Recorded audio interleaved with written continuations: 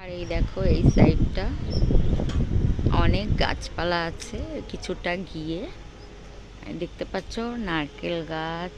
আর এদিকে আছে বিশাল বড় একটা ফ্ল্যাট হচ্ছে।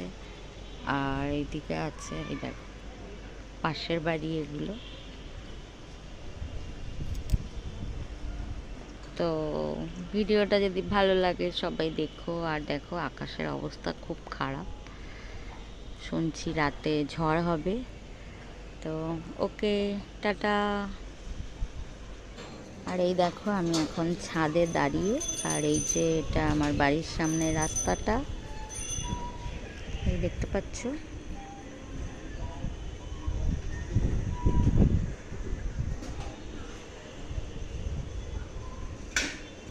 এই দিকে চলে গেছে রাস্তাটা।